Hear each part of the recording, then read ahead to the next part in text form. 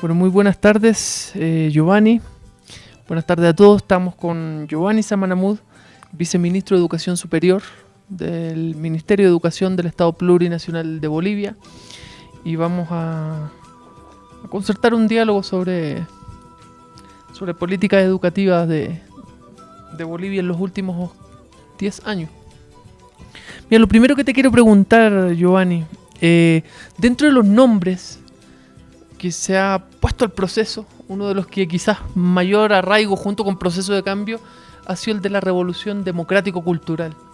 Y lo primero que te quiero preguntar es eso, porque es algo estratégico, y cuál es la función de ustedes, particularmente del ministerio, en este aspecto, sobre todo el cultural, ya, este aspecto estratégico que se propone en Bolivia.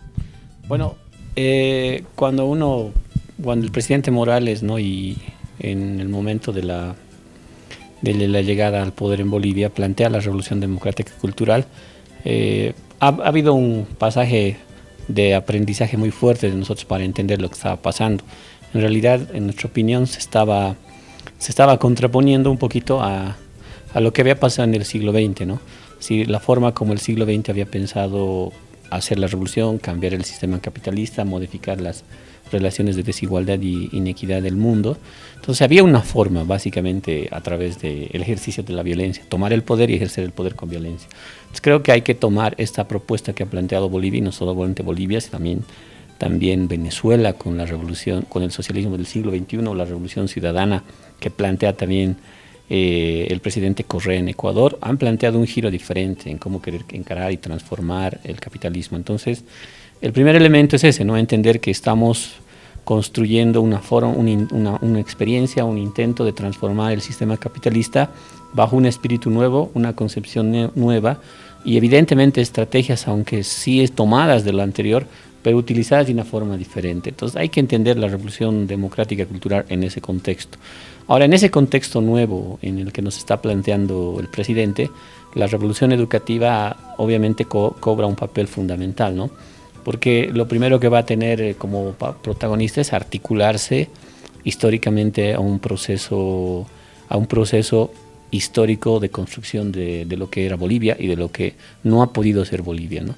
Esto es fundamental porque antes de que se llegue al gobierno, la visión educativa, como me imagino en la gran mayoría de los experimentos neoliberales, tenía como base central, ¿no?, el emerger de políticas educativas predefinidas, prefabricadas, y sobre la base de esa imposición y del poder había una enorme cantidad de confrontación, ¿no?, entre sindicatos de docentes, padres de familia, dependiendo del sector y de la cantidad de poder que tenga en cada nación, cada presidente con esa perspectiva política.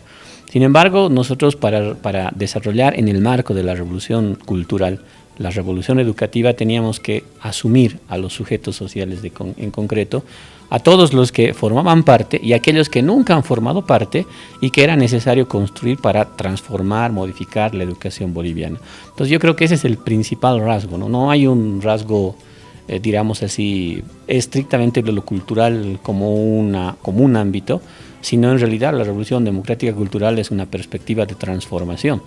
Y esa perspectiva de transformación supone partir de estos sujetos concretos, repito, que han formado parte marginalmente de cualquier política educativa boliviana, y otros que nunca han formado parte en condiciones nuevas y diferentes. Ese sería un poco el resumen, digamos, de dónde partimos para construir la revolución educativa, ¿no? Perfecto, mira, según los datos del censo del 2001, ustedes tenían tasas de analfabetismo de 2 cifras, ¿cierto? Cerca del 14-15%, y el 2008 se declara Bolivia país libre de analfabetismo, lo declaran. Cuando uno analizaba las cifras, veía precisamente esos actores que dices tú, ¿no? Veías que incluso con más marginados estaban los sectores rurales, y particularmente la mujer, que alcanzaba cifras ya casi el doble que los hombres y se acentuaba aún más en las zonas rurales. Yo te pregunto, ¿cuáles han sido las políticas de continuidad a partir del 2008 para acá? O sea, de post-alfabetización, si uno quiere, y lo otro particularmente hacia los sectores rurales y hacia la mujer. Bueno, en el caso de los indicadores de analfabetismo, Como tú señalas, ahorita estamos bordeando por alrededor del 3%, que para algunos indicadores internacionales eso significa ausencia, casi cero analfabetismo, ¿no? Entonces, ese es un primer elemento que en el marco de la revolución educativa es como una política de continuidad, pero no es una política, y eso hay que decirlo claramente, que se vaya a continuar de la misma manera. Es una política que actualmente se la busca transformar, porque ya no se trata de alfabetizar en el castellano, sino se trata de incorporar una forma de alfabetización, entre comillas, alfabetización, en el marco de las distintas lenguas oficialmente construidas en Bolivia. Eso complejiza demasiado. Es por eso que una vez que se ha logrado este objetivo, que era un objetivo histórico necesario para que la gente excluida pueda incorporarse en el lenguaje oficial, no era el hito fundamental, ni es, digamos, el tope que nosotros queremos llegar. Más bien, con eso simplemente se ha saldado una deuda histórica, pero se empieza a construir otra necesariamente. Es decir, idiomas, lenguas indígenas oficiales, cómo van a permitirse reproducir la cultura de los pueblos indígenas. Eso implica normalización de la lengua, de las lenguas indígenas. Eso implica construir lenguas indígenas del nivel oral al nivel escrito. Eso implica generar consenso sobre cómo se va a escribir, cómo va a ser su gramática, cómo va a ser su ortografía, luego cómo va a ser su forma pedagógica de expresar. Eso significa construcción de currículos que asuman eso. Es toda una complejidad la política educativa en ese contexto, en la revolución educativa. Entonces, hay todo un conjunto de instituciones. Yo no dejaría solo el tema de la alfabetización, lo incorporaría a todos estos sistemas que evidentemente implica, por ejemplo, la creación del Instituto de Lengua y Cultura a nivel nacional, el Instituto de Lengua y Cultura por cada pueblo, ¿no? Ya tenemos más de 12. Esos 12 se están encargando de normalizar las lenguas, ¿no? Darles un formato único, darles una estructura única para que puedan ser desarrolladas pedagógicamente, y eso va a generar ya un desarrollo alfabético, si es que se va a llamar así, en otro contexto, en otra cultura, y eso va a transformar la idea misma de analfabetismo, ¿no? Porque eso es manejado en el marco de una política educativa formal, sobre todo en el continente sudamericano, era castellanización. Y uno de los marcos fundamentales de la descolonización es romper con la estructura de la castellanización, sin negar la importancia que puede tener aprender el castellano o cualquier idioma. Entonces, es esa relación la que actualmente estamos tratando de construir, que los IPLC se vuelvan motores para que a partir de eso podamos construir una política educativa más amplia. Y el tema del analfabetismo y el tema del idioma, de la saber leer, saber aprender, se complejice más y no se reduce, como se ha planteado anteriormente, solo al aprender a leer y hablar en castellano, ¿no?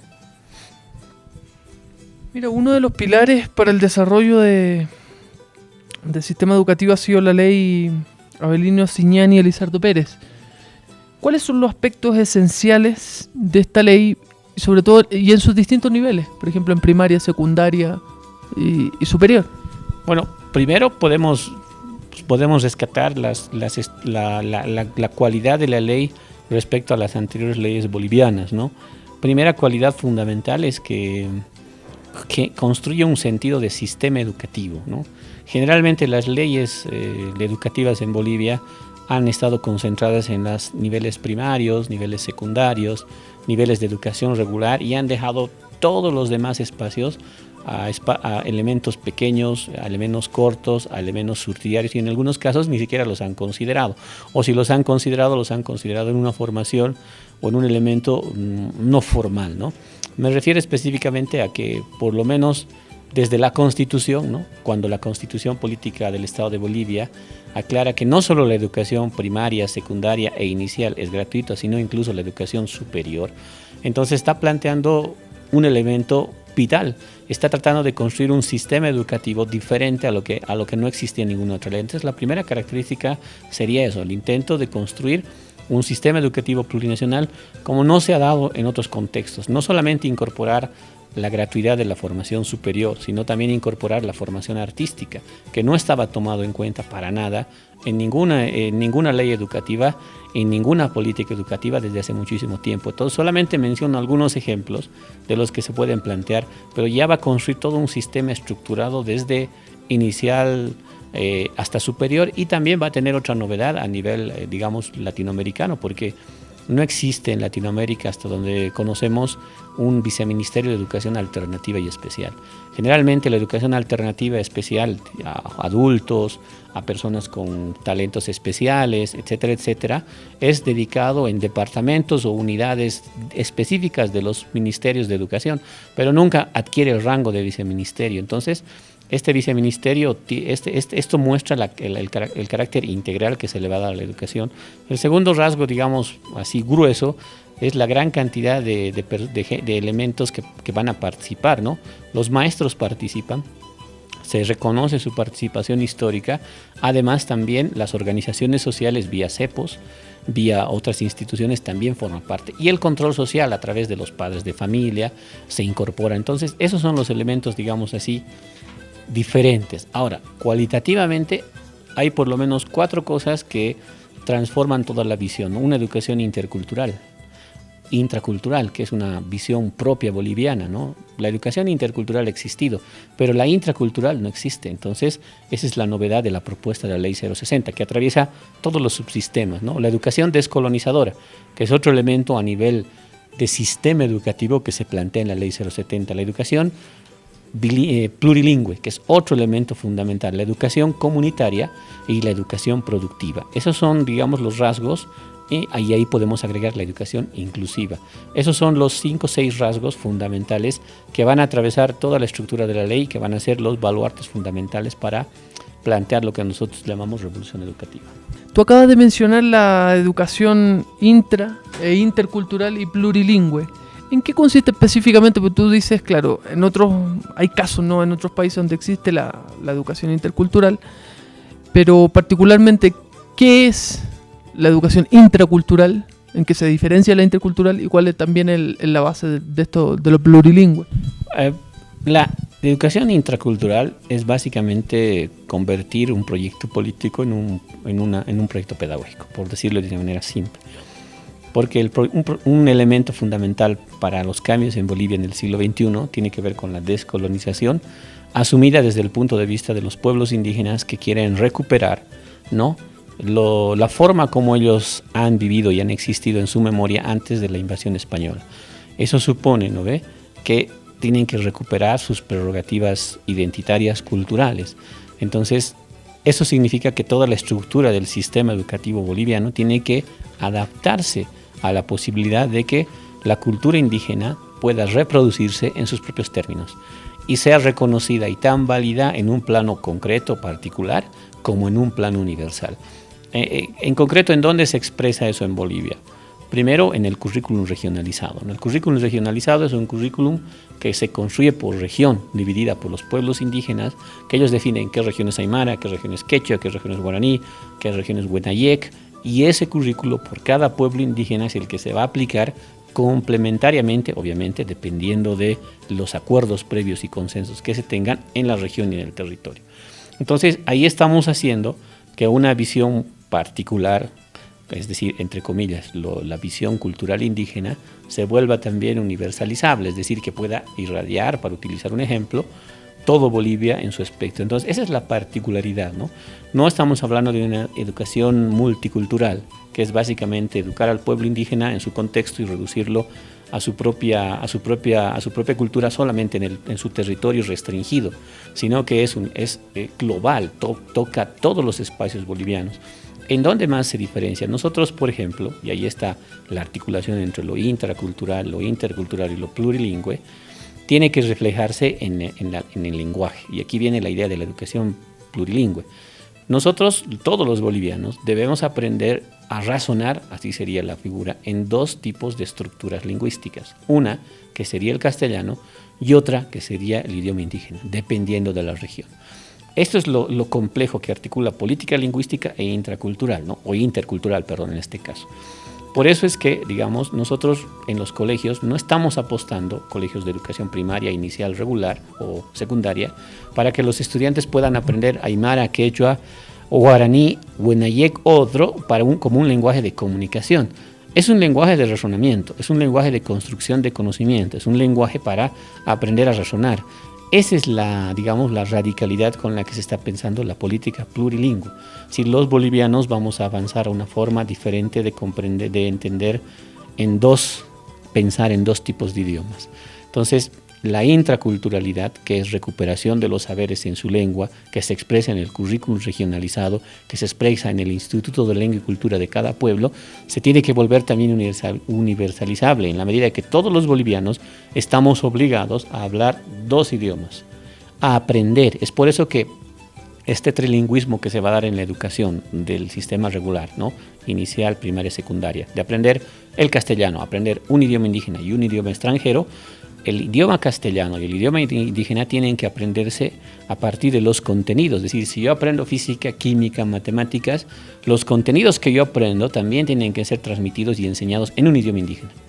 Entonces, ese es un primer elemento fundamental de la política intercultural, plurilingüe, articulada a lo intracultural, ¿no? Esa es la complejidad de la política. Entonces, eso todavía está en proceso de construcción. Ahorita todavía el lenguaje indígena está en proceso de normalización y por lo tanto el desarrollo de contenidos en idioma indígena está en proceso de construcción, pero hay ejemplos, hay algunos maestros en muchos lugares de Bolivia que ya están empezando a dar contenidos en quechua, en aymara. Entonces se está avanzando de manera progresiva y obviamente todavía desde los márgenes, vamos a decir así, en esta política que se está construyendo. Entonces ahí tú ves la diferencia. En ningún otro país vas a tener una organización de esa naturaleza, ¿no? Donde las 36 lenguas se organicen regionalmente, intraculturalmente y se articulen interculturalmente con la lengua castellana. Y eso a su vez genere la política plurilingüe. De eso estamos hablando en educación, que no solamente atraviesa el sistema educativo de educación regular, que es inicial, primaria y secundaria, sino se va a poner en el plano de la educación superior, aunque ahí va a tener otra connotación, porque es diferente, pero se va a asumir el idioma indígena, se va a asumir la perspectiva indígena, pero con un matriz diferente, ¿no? Claro, tú mencionas la participación activa de la comunidad educativa en la elaboración del currículum, incluso este carácter de regionalización. ¿Cuál es la relación que se da, porque tú dices, llevar determinados contenidos mínimos tal vez, a las lenguas nativas, ya sea en cada territorio? ¿Cuál es la relación que se da ahí con el ministerio? ¿Quién define esos contenidos mínimos? Hay dos currículums, ¿no? El currículum regionalizado, que sería el currículo intracultural, porque está definido sobre la base de la propia cultura y del pueblo indígena, y el currículum base, que es el currículum intercultural. Entonces, en una región, por ejemplo, ponte un ejemplo, que sea Jesús de Machaca, donde se acepta la lengua materna indígena, y evidentemente el currículum regionalizado que se va a aplicar es el currículum regionalizado aymara, que tiene más o menos una estructura parecida al base, pero no es lo mismo. Lo que tienen que hacer es armonizar lo que plantea el base con lo que plantea el regionalizado. Con esa armonización se genera la planificación de toda la estructura curricular de inicial, primaria y secundaria ahí, porque eso va a permitir la movilidad, ¿no? Porque cada currículum regionalizado evidentemente enfatiza un cierto rasgo, sobre todo cultural particular. Pero en temas de matemáticas, física, química, básicamente son los mismos contenidos, ¿no? En lo que varía es en la didáctica. Cada región, cada localidad puede construir y generar su propia didáctica, es parte del propio modelo. Entonces, eso permite, digamos, ¿no? que haya un acuerdo ahí para que se pueda aplicar. Entonces, hay que tomar en cuenta los dos niveles, ¿no? Tanto el regional o el currículum regionalizado como el currículum base se hacen en lo que nosotros planteamos una armonización. En algunos contextos se está empezando ahí todavía, pero en otros contextos todavía el currículum regionalizado, aunque es oficial, se mantiene todavía, digamos, en ciernes de ser aplicado, ¿no? Ahorita la política recién está empezando a tomar cuerpo, porque tal vez la dificultad más grande que estamos teniendo es que los IPLCs todavía están demorando mucho para poder generar una normalización lingüística. Y una vez que esa normalización lingüística tenga mayor peso, el currículum regional va a tener obviamente un mayor peso y poder articularse, o lo que decimos nosotros, armonizarse al currículum base, ¿no? Mira, tú has hablado de que el norte quizás de esto es la descolonización, ¿no? Descolonización del pensar, del saber, cómo se conecta a veces con políticas de Estado que son modernizantes, ¿me entiendes? Que siguen en la esfera occidental, moderna. ¿Cómo se conecta esa otra forma de racionamiento que ustedes impulsan? Y lo otro que te quería consultar, que lo nombraste recién, si es que en este periodo hay para esta descolonización también estrategias de enseñanza y estrategias de aprendizaje también emancipadoras, ¿no? Lo que nosotros por lo menos hemos aprendido en este corto tiempo es que descolonización, como lo decía un hermano, no es más que construcción de un camino propio. Y en la construcción de un camino propio uno puede tomar varios ejemplos, varias otras misiones, ¿no? La interculturalidad, la descolonización no es solamente construir lo que es, digamos, entre comillas, digamos, lo nuestro, ¿no? Es construir lo propio, es construir ese camino propio que nunca hemos tenido la posibilidad de hacer. Y para eso combinamos varias cosas, ¿no? No es malo apoyarse en un conocimiento, digamos así, que haya sido generado en otro contexto, siempre y cuando eso nos permita generar nuestro camino. Esa es la base fundamental de la descolonización. Es por eso que, por poner un ejemplo, ¿no? Nuestro currículum base, que ha sido construido de mucho tiempo, que ha incorporado varias experiencias y varias propuestas de maestros y de pueblos indígenas, tiene una forma que no se puede decir que ni es indígena, ni es propiamente todo hecho, digamos, en Latinoamérica o básicamente en Bolivia. Articula varias vertientes, ¿no? En su concepción, en su forma de organizar la relación con la realidad, toma como base los principios de la cosmovisión indígena.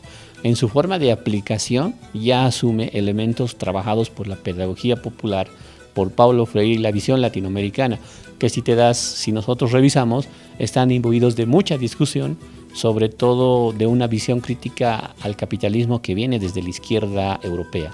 Es decir, no podemos negar que existe esa consideración. Por supuesto que Freire y la educación popular son de alguna manera construcciones propias a respuestas concretas latinoamericanas que en otros contextos no se les han podido ocurrir, aunque hayan leído los mismos autores y hayan pertenecido a las mismas corrientes ideológicas. Entonces se asume eso. Ese es el punto fundamental de la estructura de la descolonización. Por eso el tema, ese es el punto, esa es la manera, la forma. Ahora, el contenido obviamente tiene que ver con lo que tú dices, ¿no? O el tema de la modernidad. Ahí hay distintas versiones. La perspectiva del siglo XX ha sido sobre todo anular la contradicción con la modernidad. Si nosotros pensamos la descolonización como una anulación de la contradicción, ver a la modernidad como una contradicción, anularla para superarla, repetimos la misma concepción moderna a la que supuestamente apoyamos nosotros o queremos cuestionar. La concepción nuestra es un poco más diferente, ¿no? Hemos aprendido que se puede convivir, se puede coexistir, se puede armonizar con otro tipo de conocimiento. En ese sentido, una ruptura con una relación con la modernidad consistiría en su inversión, ¿no? El sistema educativo lo que va a hacer, incorporando todas estas tradiciones, estas visiones, es invertir la hegemonía de la modernidad, ¿no? A partir de otra concepción no moderna, pero que la permita articular a la modernidad. En ningún caso va a ser una negación de la modernidad, pero el producto inevitable de la armonización, si quieres, de la complementación, es básicamente otra cosa que ya no es moderna ni es no moderna. Ese es básicamente, en términos, digamos así, conceptuales, así lo estaríamos pensando, y en parte el currículum tiene esa misma orientación. Didácticas y visiones, más que didácticas, el modelo no tiene didácticas, pero como te decía al principio, nuestra base es la cosmovisión que se ha generado, se ha planteado en los pueblos indígenas, pero no desde un punto de vista esencialista, sino como una forma de organizar tu relación con la realidad. Hemos dividido, por ejemplo, la educación integral en 4 dimensiones: el ser, el saber, el hacer y el decidir. Eso evidentemente tiene como base la cosmovisión chacana, pero esa cosmovisión de la chacana no en la visión de todos los pueblos, sino en la versión que se había construido sobre todo en el occidente a partir de la visión aymara. ¿Por qué? Porque los pedagogos aymaras han sido los que han tenido mayor riqueza histórica para generar una propuesta pedagógica. Los otros pueblos, el guaraní, han llegado un poco después, y los pueblos indígenas que hoy son reconocidos por la Constitución son en algunos casos 2 familias, son algunos 200 personas, son culturas que han que han sido mermadas completamente con la colonización. Por lo tanto, es otro proceso el que hay que seguir ahí. Entonces, históricamente han sido los aymaras los que han generado mayores perspectivas y propuestas teóricas. Nos hemos apropiado de eso y sobre esa base se ha construido una estructura de relación con la realidad, en esta integralidad, por ejemplo. También se ha desarrollado una orientación metodológica, ¿no? La práctica, la teoría, la valoración, la producción, que también obedece a una visión de 4 elementos, ¿no?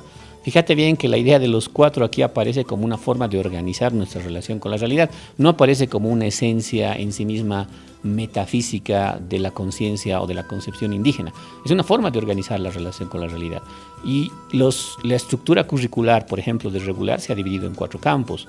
Campo, ciencia, vida, ciencia y tecnología, vida, tierra, territorio, cosmos y pensamiento, comunidad y sociedad. Entonces, toda esa estructura metodológica, integral y relacional es la que ahorita forma parte de todo el conjunto de la visión de lo que llamamos el modelo sociocomunitario productivo. Entonces, ahí tenemos elementos de la cosmovisión indígena, pero tenemos también elementos de la pedagogía popular, de la visión de Freire, de la visión crítica que plantea una educación productiva como la que plantea Warisata, donde habían elementos propios de la comunidad articulados con elementos propios de una visión que venía de la discusión de la izquierda latinoamericana, ¿no ve? Con modelos de educación práctica productiva que venían en algunos casos de Rusia. Entonces, todo eso se ha articulado, todo eso se ha generado y ha desarrollado el modelo. Ahora, el modelo no tiene didáctica. ¿Por qué no tiene didáctica? Porque esa es otra característica. La mayoría de las visiones pedagógicas te plantean una didáctica, pero ese es el plano más consumidor. Lo que hay que hacer más bien es que el profesor construya su propia didáctica. Por eso es que este modelo no tiene un texto oficial. En las escuelas normales o en las escuelas de docentes sí le enseñan didáctica. No, tampoco. O sea, lo que tenemos que hacer es aprender a didactizar, pero la didactización tiene que ver con los criterios concretos que tú vayas a asumir. Por ejemplo, un criterio regional. Eres profesor que vas a dar clases a un pueblo indígena Yuracaré. ¿Cuáles son los criterios para construir la didáctica? Solo criterios. Tú lo construyes la didáctica. No te enseñamos cómo hacer, obviamente te damos recursos, eso sí los damos, pero una didáctica propia del modelo no va a haber y no va a existir. Si eres profesor que estás en Santa Cruz y estás en una colonia rusa, menonita, ¿cómo haces para construir una didáctica que recupere lo intercultural, lo descolonizador, lo productivo, lo comunitario? Son criterios, ¿no? Son criterios que se trabajan, se debaten con los profesores. Al final se les pide a los maestros, en la formación incluso de maestros, que sean capaces de producir textos, que sean capaces de didactizar los contenidos que ellos aprenden y que conocen. En ese ejercicio estamos ahorita y estamos empezando recién ese proceso, ¿no? Porque hasta el momento todavía la bibliografía de los textos oficiales sigue estando inundada por lo que nos ha antecedido antes, ¿no? Nuestra misión ahorita es tratar de transformar y estamos dando opción a que los maestros produzcan textos. Por ejemplo, por ponerte un ejemplo, ha habido un evento académico de estudiantes de escuelas en Sucre y ahí han presentado como parte de su visión textos didactizados regionalmente, localmente, en física, en historia, en matemática, en biología. Incluso han incorporado integración de áreas, es decir, sobre la base de un contenido han generado didácticas de varias especialidades para generar un solo cuaderno que articule matemáticas, física, química, lenguaje, biología, etcétera, etcétera. Entonces, esa es parte de la experiencia del modelo, ¿no? Hay varios ejemplos, hay mucha creatividad en los casos, hay copia también, pero es lo que más o menos estamos intentando sustentar con el modelo, ¿no? Mira, para ir terminando, te quiero hacer una pregunta. Otro de los temas estratégicos, digamos, del país es la Agenda 2025, ¿no? Que incluye desde soberanía alimentaria, planes de industrialización. Y quisiera preguntarte eso, ¿cuál es el estado actual de la educación superior en Bolivia? Incluso cuánta matrícula hay, cuánto es público, cuánto privado, pero cómo se articula, responde efectivamente a la necesidad del país desde el punto de vista profesional, desde el punto de vista técnico, y cuál es la relación de ustedes como ministerio a veces con estas autonomías que parecen tan cerradas, ¿no? Ese tema es bastante complejo porque tiene una política concreta en el sistema educativo regular, ¿no? Que es el bachillerato técnico humanístico. El bachillerato técnico humanístico que es la propuesta que se está planteando, que hace 2 años ya se está implementando, nos está dando una opción fundamental. Primero, plantea una visión descolonizadora porque trata de superar esa visión que, sobre todo en Latinoamérica, tal vez como en otros lugares, se ha acentuado, ¿no? El hecho de sobrevalorar la dimensión intelectual y reducir la dimensión práctica operativa a obreros, albañiles, menospreciar.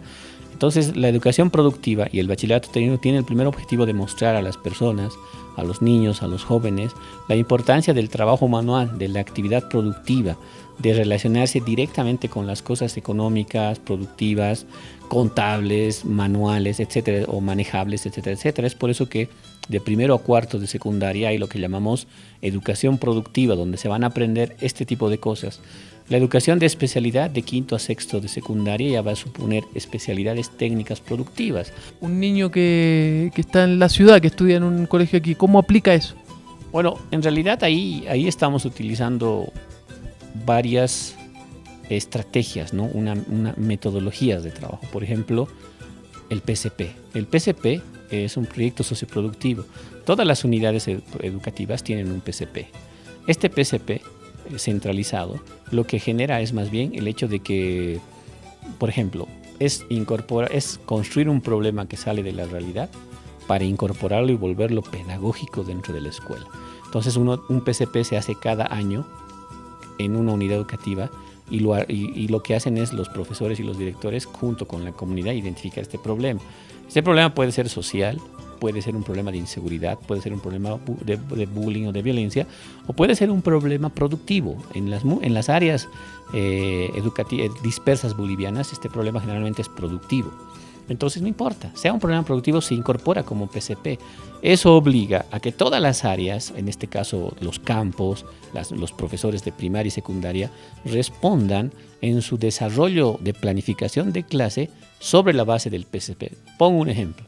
Un profesor de matemáticas en educación en primaria, en algún grado le toca desarrollar algún nivel de contabilidad estadística como contenido de su año, de su materia, de su bimestre. Pero la forma de enseñar estadísticas lo tiene que articular al PCP. O sea, ¿cómo enseña estadísticas? Respondiendo al PCP. Y digamos que el PCP era violencia, inseguridad ciudadana en el contexto del barrio. Entonces puede desarrollar actividades ligadas a responder al PCP. A partir de eso enseña recién el contenido llamado estadística. O sea, el contenido no define la metodología. Claro, y el aprendizaje se vuelve significativo al estudiante. Exactamente, esa es la idea. El PCP es por eso una de las claves del modelo.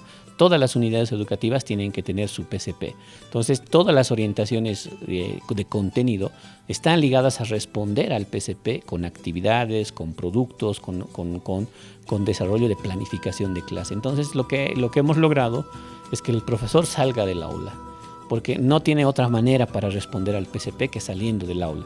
Tiene que hacer que los estudiantes puedan utilizar otros recursos que no sea el pizarrón, que no sean los teóricos, que no sea el libro, para poder aprender números, para aprender a sumar, para aprender biología, anatomía, historia, lenguaje y todo lo que hemos aprendido.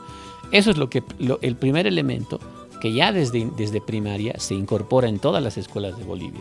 En el secundaria, esos 4 años van a tener la misma respuesta al PCP, pero se van a incorporar otros contenidos, ¿no? Contenidos de vocación, educación vocacional, contenidos de planificación, contenidos de contabilidad, contenidos más prácticos, más operativos, más numéricos, pero repito, ligados al PCP.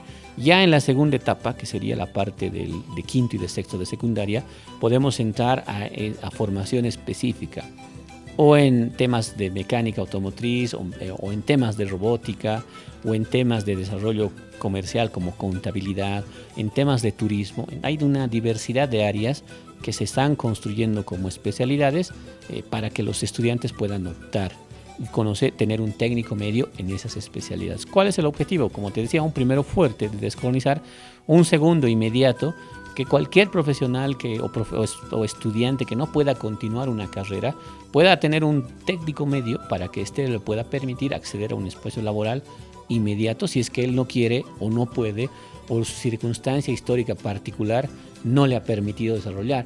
No lo queremos dejar desamparado, esa es parte de la política. Ahora, ese marco nos plantea la seguidilla, es decir, del técnico medio hay que pasar al técnico superior, y eso sí nos compete a nosotros, educación superior.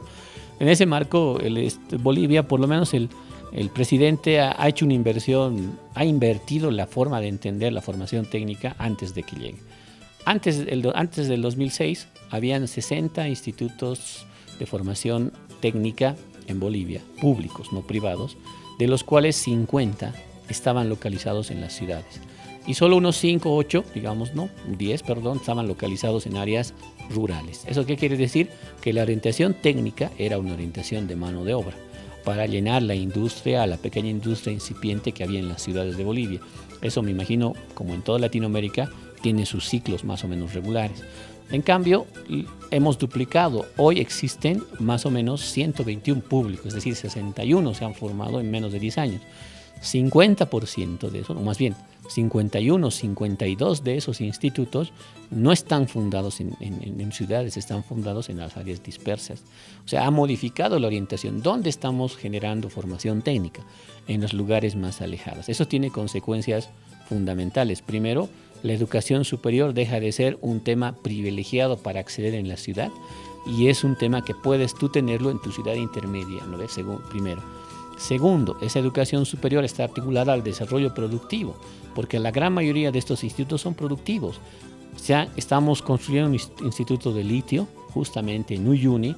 Vamos a generar un instituto ligado al Mutún. Es decir, cada espacio productivo ligado a un municipio va a tener una estructura de esta manera. Cada municipio que pueda requerir que su población juvenil acceda a educación superior va a tener una oferta de educación productiva, técnica, tecnológica. Entonces ahí es donde nosotros estamos incidiendo para poder de alguna manera marcar el futuro de lo que se quiera, o de lo que el presidente está marcando para esta primera etapa en Bolivia, ¿no? Eso sería. Muchas gracias, Giovanni, por la entrevista.